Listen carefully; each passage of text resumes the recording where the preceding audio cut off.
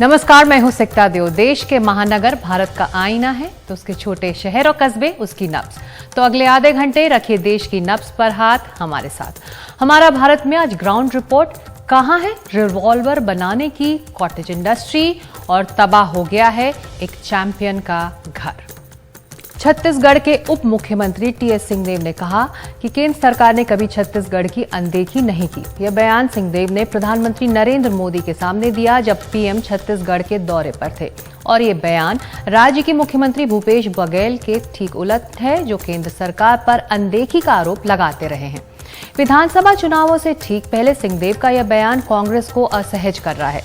वैसे सिंहदेव ने पहले भी साल 2022 में पंचायती राज मंत्री के पद से इस्तीफा देकर अपनी ही सरकार पर सवाल उठाए थे। हमारी खास रिपोर्ट।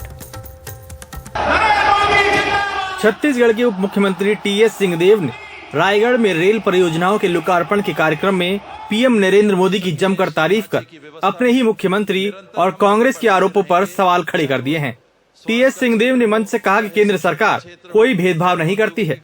छत्तीसगढ़ के विकास के लिए जो भी मांगा उसे दिया जाता है। मेरे अनुभव में मैंने भेदभाव महसूस नहीं किया।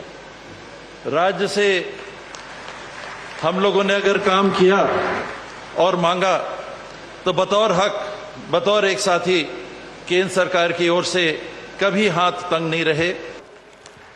पीएम की मौजूदगी में भले ही टीएस सिंहदेव ने उनकी तारीफ की, लेकिन वो खुद ही केंद्र सरकार को पत्र लिखकर पूरी जीएसटी रकम नहीं मिलने का आरोप लगा चुके हैं। 8 जुलाई को पत्र लिखकर जीएसटी के 724 करोड़ में से 581 करोड़ ही मिलने की बात कही थी। छत्तीसगढ़ केंद्र से काफी शिकायतें कर चुका है।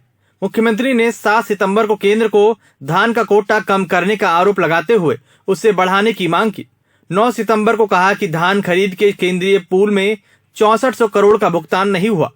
26 अगस्त को चिट्ठी लिखकर राज्य की 6000 करोड़ की राशि जारी करने को कहा। टीएस सिंहदेव के बयान को मुख्यमंत्री भूपेश बघेल ने हंसी हंसी में टाल दिया। वो हमारे महाराज साहब हैं। छत्तीसगढ़ के सियासी हलकों में यह बयान छाया हुआ है। इस पर जारी चर्चा के बीच टीएस सिंहदेव ने ट्वीट कर सफाई भी दी। उन्होंने लिखा, हमारे प्रदेश पूरे देश में सदा अतिथि सत्कार की परंपरा रही है। एक शासकीय मंच पर प्रधानमंत्री जी की गरिमा को ध्यान में रखते हुए कुछ बातें कही गई थी। मंच के माध्यम से मैं आरोप प्रत्यारोप की राजनीति में नहीं पड़ना चाहता था और मेरा वक्तव्य केवल अपने विभाग की मांगों से संबंधित था। माननीय उप मुख्यमंत्री जी ने स्वीकार किया कि मैं अपने अनुभव से बता रहा हूं कि मुझे केंद्र सरकार से सदैव मदद मिला है। स्वयं भूपेश बघेल जी नितिन गडकरी की सभा में रायपुर में बोले थे। उन्होंने कहा था कि मैं नितिन भाई से जो भी मांगता हूं, नितिन भाई मुझे तुरंत देते हैं। प्रधानमंत्री नरेंद्र मोदी की तारीफ करके टीएस सिंहदेव ने ये जाहिर कर दिया कि मुख्यमंत्री भूपेश बघेल और उनकी एक राय नहीं है। अब देखना ये होगा कि आने वाले चुनाव में काका और बाबा की जोड़ी छत्तीसगढ़ में क्या कमाल करती है। कैमरामैन प्रवीण के साथ जुल्फिकार अली, एनडीटीवी इंडिया के लिए। तो टीएस सिंहदेव को जब कांग्रेस हाईकमान ने उप मुख्यमंत्री पद की जिम्मेदारी सौंपी तो उसकी 3 मुख्य वजह थी। क्योंकि पार्टी को लग रहा था कि राज्य में सत्ता का केंद्रीकरण मुख्यमंत्री कार्यालय के इर्द गिर्द ही सिमट कर रह गया है। दूसरा ये कि ओबीसी कार्ड खेल रहे भूपेश बघेल कहीं राज्य के दूसरे समुदायों को नाराज न कर दें। और तीसरा, सिंहदेव राज्य की 14 विधानसभा सीटों पर असर रखते हैं, इसीलिए जरूरी था कि कांग्रेस सिंहदेव को नई जिम्मेदारी सौंपे ताकि वो अलग थलग ना महसूस करें। वो अपराधी हैं या हमारे सिस्टम का शिकार? क्या है मध्य प्रदेश के सिखलीगारों का सच? ये समुदाय जिन्होंने सिख गुरुओं के लिए औजार बनाए, स्वतंत्रता संग्राम में क्रांतिकारियों के लिए हथियार बनाए। हमारा भारत की ग्राउंड रिपोर्ट में हमने पहले दिखाया था कि ये समाज कौन सी दिक्कतों से रोज गुजर रहा है। और आज हमारी स्पेशल रिपोर्ट उनके कामकाज के तरीकों पर। पहाड़ों और जंगलों में बसने वाले इन लोगों के घर चल रही है बंदूक और रिवॉल्वर बनाने की कॉटेज इंडस्ट्री।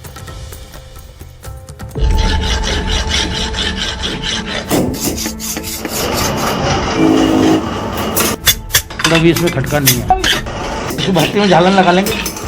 इनका नाप वगैरह सेम रखते हैं, बड़ा छोटा भी हो जाता है, सेम भी हो जाता है।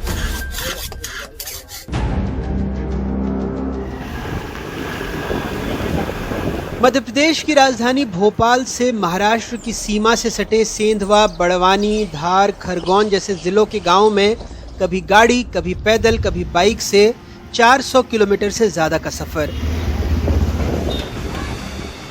जानने के लिए सीकलीगरों का पूरा सच।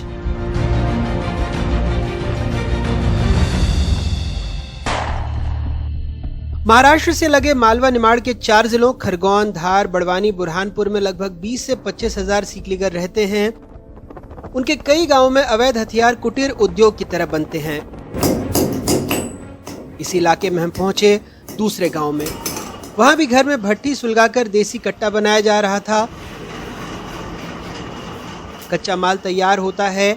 साइकिल के पुराने फ्रेम, ट्रक की कमानियों और पट्टे कबाड़, लोहे को गलाकर आकार दिया जाता है। 2 इंच से लेकर 5 इंच तक की आरियों से इन्हें तराशा जाता है। कनाज से घिसकर चमकाया जाता है। पट्टे को पीटकर बंदूक का हत्था बनता है। पाइप से बंदूक की नाल। ऐसे घिसा जाती है। कुछ देसी मेड, कुछ made in USA type, tagging से विदेशी। ये आधा होगा है। कैसे इसको खोलेगा?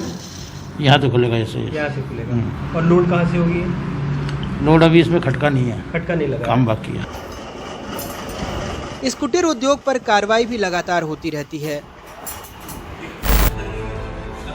कुछ दिनों पहले ही धार पुलिस ने खास ऑपरेशन में 125 देसी कट्टे, 6 पिस्तौल और 2 रिवॉल्वर सीकलीगरों से जब्त की। कुछ लोग गिरफ्तार भी हुए।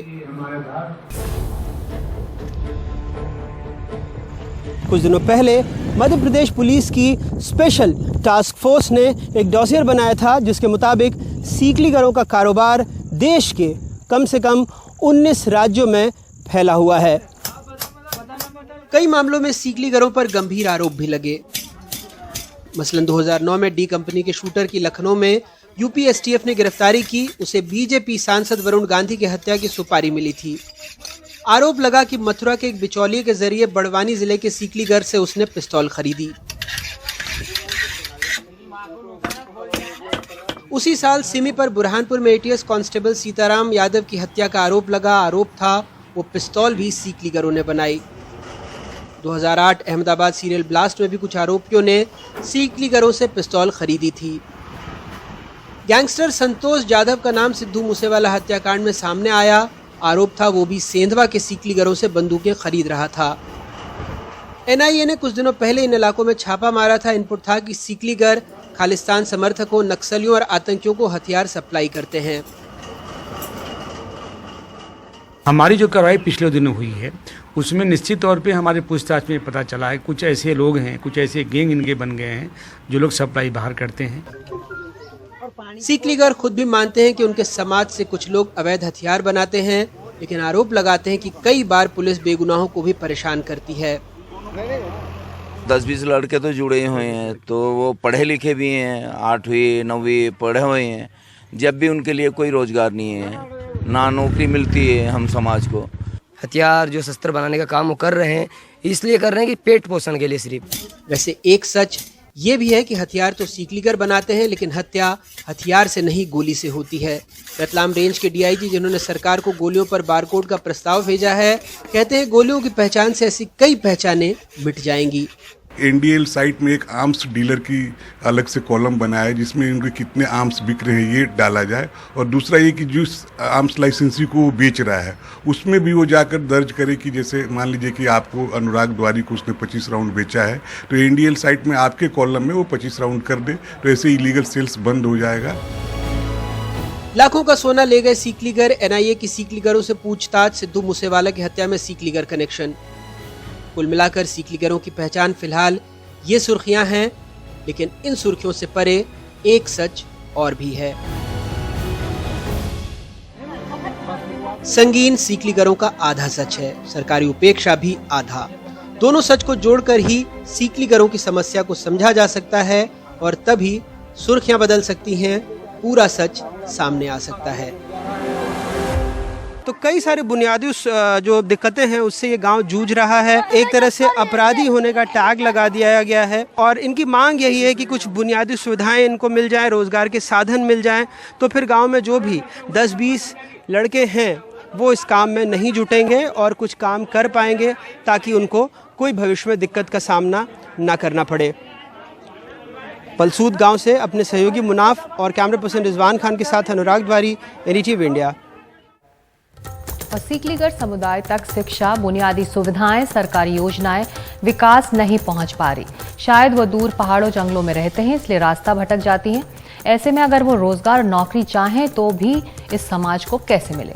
अगर उनका हथियार बनाने का कुटीर उद्योग खत्म करना है तो उनको मुख्यधारा समाज से जोड़ने की पहल करनी होगी। सालों साल अदालत में चल रहे मामलों के जल्द निपटारे के लिए उत्तर प्रदेश पुलिस ने ऑपरेशन कन्विक्शन नाम की मुहिम शुरू की है। इससे एक नई शुरुआत हुई है। सालों साल लंबित पड़े मामलों पर फैसला सुनाया जा रहा है और आरोपियों को सजा हो रही है। देखिए मेरठ से हमारी ग्राउंड रिपोर्ट। मेरठ में 2020 में सहेली और उसकी मां की हत्या के बाद अब चंचल चौधरी ने दोषियों को सजा दिलवाने का बीड़ा उठाया है। लेकिन इन 3 सालों में मोदी नगर से मेरठ की अदालत में बार बार पैरवी के लिए आना, ऊपर से आरोपियों की ओर से मिल रही लगातार धमकियों से उनका हौसला डगमगाने लगा था। लेकिन अब उत्तर प्रदेश पुलिस के ऑपरेशन कन्विक्शन के तहत पुलिस उनको खुद मोदी नगर से सुरक्षा में मेरठ पहुंचाती है। पुलिस की सुरक्षा मिलने और अदालती प्रक्रिया में तेजी आने से जल्द इंसाफ मिलने की उम्मीदें भी जाग गई हैं। मुझे डर तो हमेशा बना ही रहता है, लेकिन जब से इसमें मतलब पुलिस का साथ मिला है इसमें ऑपरेशन कन्विक्शन में, तो मुझे एक स्पेशल तरीके से भी ट्रीट किया जाता है, तो अब मुझे इतना डर नहीं लगता। किरण चौधरी अकेली नहीं है। मेरठ के रहने वाले भारत कुमार 13 साल से अपने परिवार पर हुए हमले का केस लड़ रहे थे। एक जमीनी विवाद में उनके भाई पर मां की हत्या का आरोप है। लेकिन इन 13 सालों में मिली धमकियों और अदालत में मिल रही तारीख पर तारीख के चलते वो न्याय की उम्मीद छोड़ चुके थे।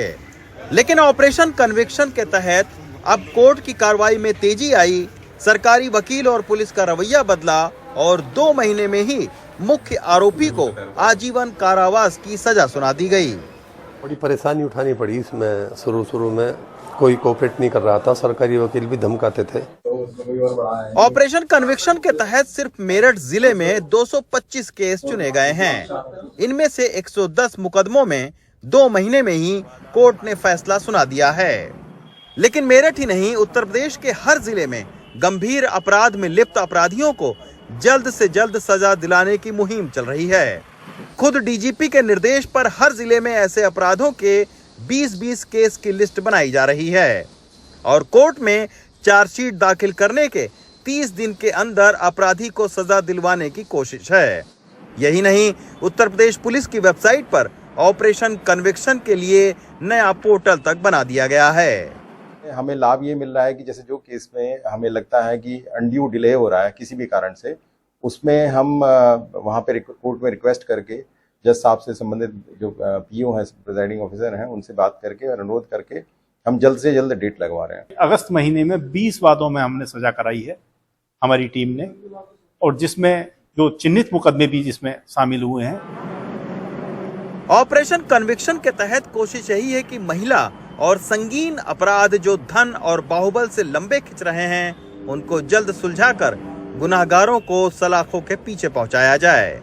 उत्तर प्रदेश में ऑपरेशन कन्विक्शन न्याय की नजीर बन रहा है, जिसमें बहुत ही कम समय में अपराधियों को सजाएं मिल रही हैं और पीड़ितों को न्याय। जबकि अदालतों में पैरवी करने वाली पुलिस भी वही है और अभियोजन भी।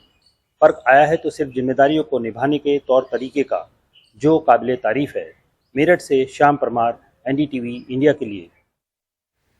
वैसे आंकड़े बता रहे हैं कि उत्तर प्रदेश ने अपराधों के निपटारे में खासी बढ़त हासिल की हुई है। साल 2021 में उत्तर प्रदेश में महिलाओं के खिलाफ दर्ज अपराध का कन्विक्शन रेट यानी कि दोष सिद्धि दर 59.1% था, जबकि राष्ट्रीय दर सिर्फ 26.5% थी। बलात्कार के मामलों में साल 2020 में सिर्फ 177 मामलों में सजा सुनाई गई थी, जो साल 2022 में बढ़कर हो गई थी 671। पॉक्सो एक्ट के तहत दर्ज मामलों में साल 2020 में 535 में ही सजा सुनाई गई थी और साल 2022 में 2313 ऐसे मामलों में सजा सुनाई गई। दहेज से जुड़े मामले, किडनैपिंग, यौन उत्पीड़न के मामलों में भी कन्विक्शन रेट राज्य में बढ़ा है।